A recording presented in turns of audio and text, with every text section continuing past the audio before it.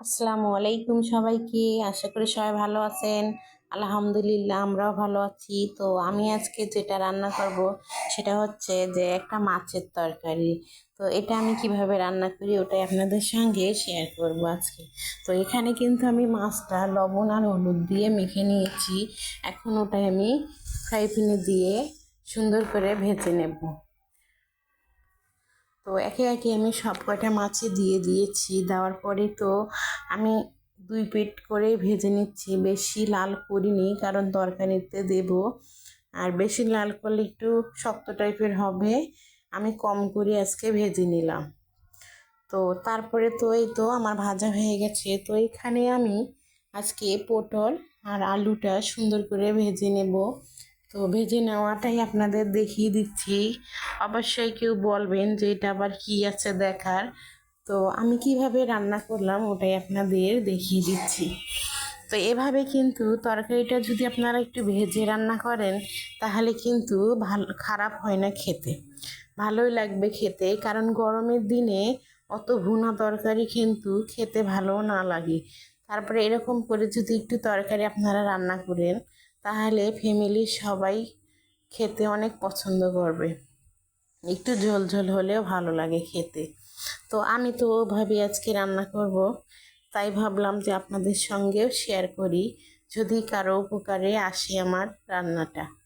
তারপরে তো আমি পেঁয়াজ দিয়ে দিয়েছি ফ্রাই প্যানে, দিয়ে এখন আমি সুন্দর করে ভেজে নিচ্ছি। তো আমি কিন্তু এখানে খুব কম তেল দেবো আজকে, কেউ অবশ্যই কিছু মনে করবেন না। কারণ কম তেল দেওয়ার মানে হচ্ছে যে মাছ আর সবজিগুলো আমি কিন্তু তেলেই ভেজে নিয়েছি, যার কারণে এখানে আমি কম করে তেল দেব। তো এই তো আমি কম তেল দিয়ে পেঁয়াজটা ভেজে নিলাম। দেখুন, পেঁয়াজটা ভেজে নেওয়ার পরে আজকে একটু অন্যভাবেই আমি তরকারিটা, তারপরে তো এখানে আমি কম তেল দিয়ে আজকে এটা করলাম এই কারণেই যে এইগুলো কিন্তু আমি তেল দিয়ে ভেজেছি, এটা আমি আগেই বলেছি আপনাদের। তার কারণ দেখুন এখন কিন্তু দেখে মনে হচ্ছে না যে আমি এখানে কিন্তু কম তেল দিয়েছিলাম। তো এইভাবেই কিন্তু আমরা কম তেল দিয়ে রান্না করতে পারি। তো দেখুন আমি কিন্তু তরকারিটা মাঝখানে একটু সুন্দর করে গাঁথা করে নিয়েছি। তো এখানে আমি একটু আদা রসুন বাটা দিয়ে দেব, দিয়ে সুন্দর করে এটাকে একটু ভেজে নেব, তাহলেই গন্ধটা চলে যাবে আদা রসুনের।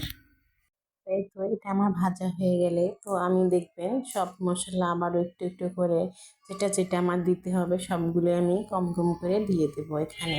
তো মরিচের গুঁড়ি আমি দিয়ে দেব, আর আপনার লবণ দেব, হলুদ কম হলুদ দেবো কারণ আগে তো হলুদ দিয়েছিলাম, যার কারণে একটু হলুদ এবার কম করে দিয়ে এটাকে আমি রান্না কষায় ফেলবো। তো কষার সময় আমি আপনাদের দেখিয়ে দেব আমি কিভাবে এটা কষায় দিচ্ছি। দেখুন, তো এই তো সব মশলাই কিন্তু আমি খুব কম কম দিয়ে এটা আজকে কষায় ফেলবো। তো এই তো আমি এখন সুন্দর করে মেখে নিচ্ছি পুরো তরকারিটা। এভাবে আস্তে জাল দিচ্ছি আর হাত দিয়ে কষাই নিচ্ছি, তাহলে কিন্তু আমার মশলাটা পুরোটা তরকারির সঙ্গে মিক্স হয়ে যাবে। তো আপনারা যদি ভালো লাগে আমার রান্নাটা আপনাদের সবার, তাহলে একদিন আমার মতো করে রান্না করে ট্রাই করবেন। তো দেখবেন অবশ্যই ভালো লাগে। আর বিশেষ করে গরমের দিনে এরকম একটু ঝোল ঝোল তরকারি কান্না ভালো লাগে বলুন তো। তো এই তো আমি একটু পানি দিয়ে দিলাম, পানি দিয়ে এখন সুন্দর করে আমি কষাই নেব। কষাই নেওয়ার পরে আবার ঝোলের পানি আমি পরে দিয়ে দেব। তো এখন কিন্তু আমি চুলের জলটা একটু জোরে দেব, দেওয়ার পরে যখন বলক আসবে তখন আমি জলটা কমিয়ে দেব। এই তো এখন দেখুন তরকারিটা আমার পানিটা একটু কমে গেছে। এখন আমি নেড়ে দিচ্ছি, নেড়ে দেওয়ার পরে দেখতেছি যে কতটুকু আর আমার পানি আছে। তো আর কিন্তু বেশি পানি নেই, খুব কম পানি আছে। তো এই পানিটার ভিতরে আমি এখন মাছটা দিয়ে দেবো, ভেজে রেখেছিলাম যে মাছটা, ওই মাছটা এখন আমি দিয়ে দিচ্ছি। দিয়ে দেওয়ার পরে সুন্দর করে নেড়ে নেব। নেড়ে নেওয়ার পরে আমি মিক্স করে আবারও ঢাকা দিয়ে কিছুক্ষণের জন্য রাখবো। মানে যে কষায় কষায় যে রান্না করে এইভাবেই কিন্তু রান্না করে ফেলবো।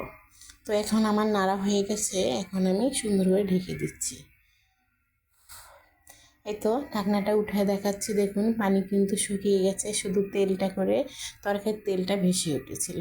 তো এই পর্যায়ে আমি 1 মগ পরিমাণ পানি দিয়ে দিচ্ছি এখানে। পানিটা দিয়ে আবার সুন্দর করে তরকারিটা নেড়ে দিচ্ছি। নেড়ে দেওয়ার পরেই নেড়ে দেওয়ার পরে আমি একটু ঢাকা দিয়ে আবারও জাল করে নেব। তাই তো দেখুন ঝোলটা পাতলা হয়ে গেছে না? তো আমি কিন্তু একটু ঝোল ঝোল টাইপেরই আজকে তরকারিটা করে ফেলবো। তো আমার তরকারিটা কিন্তু এখন আমি শুকনো মশলা দিয়ে দিচ্ছি। এখানে হচ্ছে ধনিয়া জিরা গুঁড়া। তো এখন আমি সুন্দর করে মশলাটা মিক্স করে দিচ্ছি তরকারির সঙ্গে, দেওয়ার পরে একটু জাল করে নামিয়ে ফেলব। এই তো আমার তরকারিটা হয়ে গেছে। তো মাশাল্লাহ বলবেন সবাই দেখে, আর এভাবে একদিন রান্না করে খেয়ে দেখবেন, আপনাদেরও খুবই খুবই ভালো লাগবে। আল্লাহ হাফেজ সবাইকে।